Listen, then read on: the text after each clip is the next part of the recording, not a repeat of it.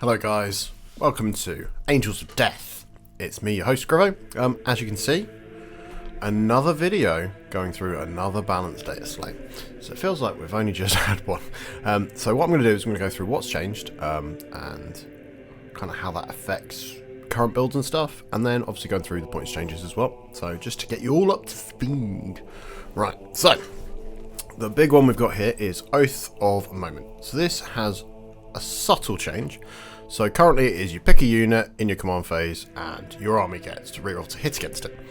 If you don't include Black Templars, Blood Angels, Dark Angels, Death Watch or Space Wolf keyword units, you can now add 1 to the wound roll as well.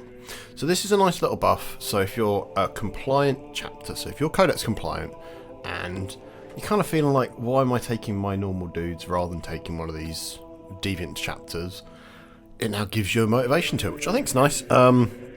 This paired with some other changes they've put in for some of the other chapters, like your Salamanders, even like your Crimson Fists, it's nice. I'm not quite sure it rewards the ones that were already suffering a bit, because at the moment you already see a lot of Ultramarine Vanguard. They benefit heavily from this. Whether they're going to be in Vanguard is another question. Alright, so next one. So Gladius Task Force. So Fire Discipline has another change. So last Dataslate it got a points increase. Now it has changed its Devastator Doctrine bonus. So this used to be you got crits on 5s. So when paired with the lethal hits biologists in Dev Doctrine, you just were pretty nasty. It's now you get to reroll your advance rolls, which I'm not going to say is not a downgrade because it is. But it's still a nice thing. I just feel like it's now kind of toned down the output of that unit another stage. So maybe it doesn't need to be the expensive points it is now. But we'll see. We'll have to see how people handle it or if they just dump it. Right, and then, Captain in Gravis Armour. His Mastercrafted Heavy Bolt Rifle is now damage 3. That's nice because it felt a little lackluster. You weren't really seeing them really appearing. So maybe this is enough. Heavy Intercessors, they've got one small change here that their Heavy Bolters are now Ballistic Skill 3. So, yeah, instead of being BS4, it's helpful. We'll see. Inferno Squads, they're Pyroblasters that were a bit anemic on the launch. They were no AP before, they're now AP 1. And their Incendiary Terror, which is forcing a battle shock on your opponent when you've shot them, that is now at a -1. I've been playing a lot of Dark Angels with forcing Battle Shock at -1. It's surprising how often it goes off when you put that -1 on. So they've obviously seen this, they've remedied that. I've seen Infernus Marines once on the battlefield, and that was because a guy was literally, he built an Ultramarines army going, here is my Leviathan box, slapped together with my Indomitus box, and that will do. That wasn't a choice that he made because he loved the unit, it was because he had them, and that's fair. The Inceptors, like everything that has access to a 3-inch deep strike, it is now, the Meteoric Descent is now, in your movement phase, it is a 6-inch deep strike. So if you rapid ingress, you don't benefit from it, and it's now capped at 6. It was a cute thing that they were doing. I can see it now where there's the situation now where people are putting them in their armies to have that 3-inch deep strike, and it was just a little brick of 340mm bases to do it, to do actions and stuff, and behind enemy lines. You're probably just going to spend those points on a Calidus Assassin instead now, which is a shame, but we are dealing with it as we have to deal with it, right? Right, and then Intercessors.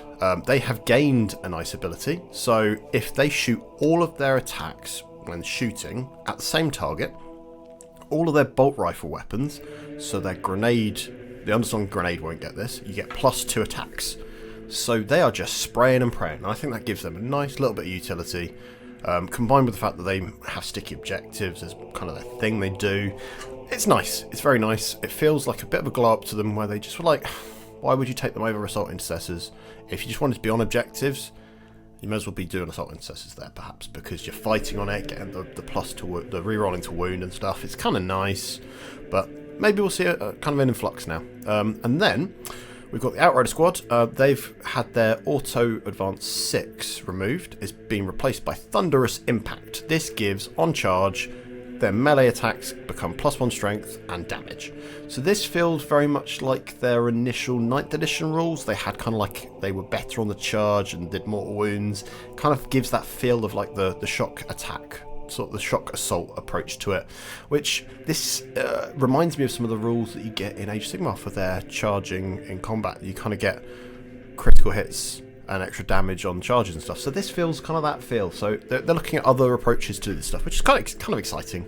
I'm kind of, that combined with the fact that there's some changes to things like the Dark Angels Company of Heroes detachment, and we've just had the Ravenwing detachment kind of combining with the Ravenwing and Deathwing combining in the Lion's Blade detachment.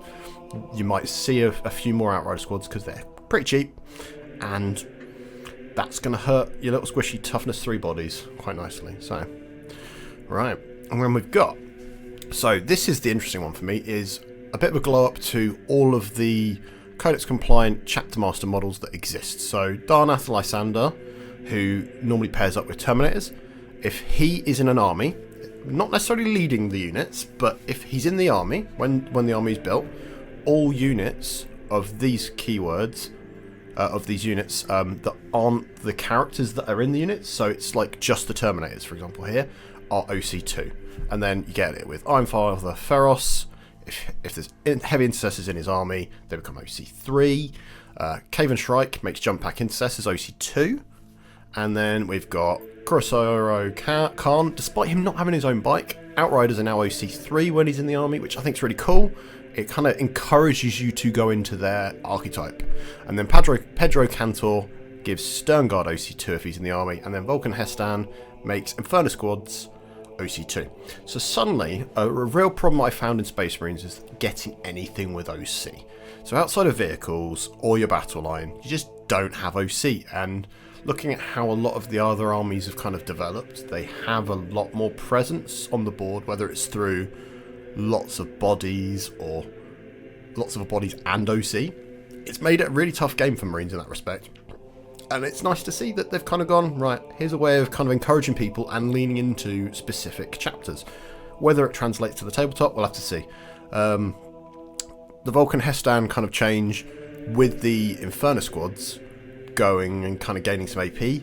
I feel like Salamander's players were screaming out for that sort of thing. It's just like that's their units they want to be using. And if it essentially gives them Inferno Squads that are battle line but without them actually being battle line, so you're not getting to spam 6 units of them, I think it's a healthy compromise. But we'll have to see. Right, then Predator Annihilator, because the Destructor just gets used. Let's be honest here. The Predator Annihilator's Annihilator ability now is reroll damage rolls into monster and vehicle models. So that's alright. It's an improvement, but I still don't imagine myself using them, but we'll have to see. Maybe as well as Destructors, especially maybe Ironstorm. And now, for probably one of the biggest glow-ups of the Dataslate, is the Reaver Squad. So their Terror Troops aura, which is any enemy units within 3 inches of them, are now -1 OC, excluding monsters and vehicles. So basically, infantry, mounted, pretty solid. A big chunk of what you'll see. And then at the start of the fight phase, they battle shock anyone with an engagement range to them at a -1. As I said before, I found like using Asmodai, the Lion, forcing those battle shocks at -1. It's surprising how much it comes up, and I really like it because then you remove the defensive strats if they're battle shocked. So there's none of this fight on death malarkey or an armor of contempt equivalent. It's quite handy, right? And that combined with the fact that they're comparative to scouts now in points. They're close at least. That it makes it a decision. Like, do you want to take them or do you want to take scouts? So. Right, Repulsor Executioner, the one that was left behind last time when everything else got their increase to the transport capacities, is now up to transport capacity 7. So that means if you're taking a bodyguard unit of, say, units that come in 3 to 6s, so like Blade Guard veterans or the non-compliant chapter equivalents like the Inner Circle Companions, they can be leading a character and not be punished for it. So obviously that is limited to your Tacticus, so you can't squeeze in too many extra bodies for like Terminators and stuff, because 7 is still an awkward number for that, but it'll do for now. And then Rabute Guilliman, as well as having some changes to his points, which I'll come to later, he now can select 2 of his Author of the Codex abilities. He's got 3 of them. One of them is to pick a second oath target if your oath target is destroyed, and they're kind of useful. It always felt like you were going to end up using that one, so having access to the other two is helpful. Whether we actually see people taking them, I still think is a question. I think combined with the changes to Oath, having access to 2 Oath targets, I think will be really, really impactful. But it depends if his new points cost is justifiable in people's lists, but we'll have to see. And then all the combat blades and knives that are scattered across units, whether this is the paired ones or the normal ones, they've gained AP. So this is on the Captain with Phobos armor, Lieutenant in Reaver armor, the Reaver squad, Scout squad and Cursor squad, and then the Lieutenant in Phobos and the combi weapon guy. This is nice because it was a bit of a nothing burger. Like, I've been using a lot of lieutenants with combi weapons because they're very fun to use and he gives a lot of utility. But his combat, you're like, cool. Yeah, just make a base save. It's fine. It's just a little sad. And this should hopefully nudge things like Reavers in a bit, because having no AP on their blades was just like, cool. It's another reason not to have taken them. And they've had that unit's had a long, hard road to actually being viable on the tabletop, and we're getting there. Like, I'd started to see Blood Angel players taking them because of the extra strength on their kind of when they're in their Liberation Task Force. So it's nice to see them maybe getting to shine. And like, I love the Lieutenant in Reaver armor. It's one of my favourite models. Being able to take him with some Reavers, yes please. So let's see if it happens though. Right, and then this is probably one of the biggest changes to Space Marines. Our crutch is gone. Well, not entirely, but it's pretty much been toned down drastically. So armor contempt used to be just worsen the armor penetration or of anything targeting that unit you've targeted. So you could have the whole phase of the shooting phase where everything's minus worsened AP into your unit. It is now worsen the armor penetration of the current attacking unit. So that means it's the activation. So if, say, a tank is shooting a unit, it gets worsened by that. And then if they shoot with another tank, it doesn't matter. It's back to normal again. So this is a thing that has affected armor contempt, but it has affected every stratagem or ability that is like that across the board. So like the void armor that the Leagues of Votan have got. So it stings. It's often been kind of a hand, like the thing you hold your hand, like it's a hand holding for a lot of Marines players, that you have that as a kind of thing. I think it's just more of a recalibration. You're just not going to be playing a game where you throw your stuff forward, have the cover and go, well, unless you shoot me with AP4, my Terminators are fine. It's not going to be that case anymore. And it's adjustments, right? I think for the health of the game, getting rid of something that just literally undoes what other people's shooting or combat can be quite frustrating at times. And as a Dark Angels player that does it a lot with Deathwing Knights, yeah, it's pretty rough to do to people. So, but right, on to the points changes. So the Infernus squad has gone up, so they are now 90 points or 180 for 10. This is to reflect that they've gained the AP, which pretty solid. Heavy Intercessors, same again. They've gone up, but they've gained a lot of niceness, I think, in where they can be utilised and stuff. Inceptors have gone down because obviously their 3-inch deep strike is now a 6-inch, so they're kind of justifiable because they went up, they've gone down back to where they were kind of at the beginning of the edition. Minus Calgar's gone up. That is because he has been a fiend in a lot of Ultramarine Vanguard lists. He is one of the linchpins of that kind of list, so it's not surprising that he's gone up. Reavers have gone up, but that's obviously because they've just been given some extra AP, their abilities have been improved, so they're still 80 points. So I think at 80 points for 5, when we get to the next slide and you see Scouts have gone up, it becomes now a decision of like, do I take them or do I take them? And it's nice because instead of you going, well, this is the thing I have to have for this role of my forward deploying stuff that does this, it's pretty reasonable. And then, as I said earlier, Rabute Gilliman, 345 points now. So he's gone up. I still think you'd probably take him because of the benefit of getting double Oath, potentially, in a turn, plus one of his other buffs. And he gets back up again as well, so he's a bit of a pain, he's a bit sticky. I think you'll still see him. Like, I feel like the changes to Oath at the moment makes Gilliman a bit of a temptation. I can't see people not at least trying it, but we'll see. And then Scout Squad's gone 70 points. I feel that this was probably due. We were still finding most armies were quite often fielding 2 if they could justify it. 2 units of 5, or even like a squeeze, there's always at least the one. Stone Guard veterans have gone up. This is because their change they've gained. I may have missed off the sheets actually. Let me just quickly go and scroll back up. They did have a slight change, which I haven't touched on because I'm a potato. There's been a lot of changes, guys, and the document isn't as ideal as I would have liked. So for Stone Guard, it is, let me just quickly touch on this for you guys as well. Each time a model in the unit makes an attack that targets your Oath of Moment target, you can re-roll the wound roll. So that was how they were at the beginning of the edition, and it was pretty spicy because their guns are dev wounds into the right targets. So it's very, very handy. So that being added back in, they've been put up a little bit. So 100 points or 200 points for 10. I think you're going to see them. So some of the detachments synergize nicely with veterans. So we've seen it where things like the Dark Angel stuff, so you've got the opportunity for them to be Deathwing, which then procs off what the detachment does. Pretty reasonable. Plus, who doesn't like a lot of shooting doing dev wounds? And if you're playing vanilla Marines and it's your Oath target, you'd be getting plus to wound as well. So obviously that doesn't trigger the unmodified dev wound stuff, but it still helps with the consistency. So I think that those two things combined are going to make a justifiable kind of that increase needed to happen perhaps. And then Uriel Ventress has gone up to 95 points because, funnily enough, he was the other part of the Ultramarines Vanguard kind of archetype we're seeing that was always in there. Just giving someone some deep strike. He now has a Vect ability as of the last balance data slate as well, which meant he was very, very good value for what he could do.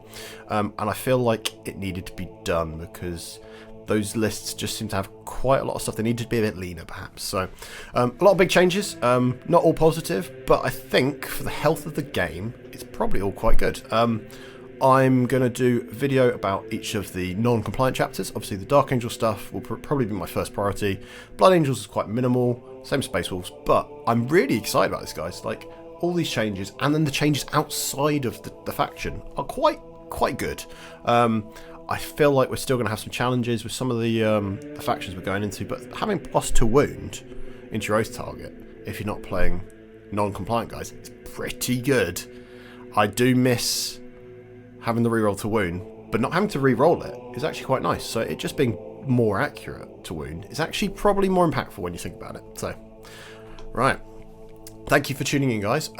If you've really enjoyed this, don't forget to hit like down below. It really helps us. And just put a little comment. What's your favourite change? Because I'm always curious to hear what gets people most excited. Because to me, it's very clean cut to me. I'm like, I really like the Oath change because that then gives a motivation for you not to just go, right, I'm taking Blood Angels, I'm taking Dark Angels, but in reality you're playing with your Salamanders that you really love, but at the same time you've got no motivation to hit your own guys. So those sort of slight glow ups to the characters, they're pretty useful. And obviously if you really enjoy this, don't forget to subscribe to the channel. We do this every balanced data slate. We do one of these kind of output videos for the whole wider thing, so there will be a stream later today. We do it for all the faction specialists like myself that really focus and drill down into stuff, do videos about each of the factions and try to make it palatable, because obviously it's a lot of stuff to go through. And if you really like it, we have YouTube members where we, if you subscribe to our YouTube membership, you get videos early. It's a way of saying thank you to us and makes all of this possible, because obviously all this stuff takes time, a lot of effort, and a lot of technology. But until next time, guys, thank you, and keep playing Space Marines.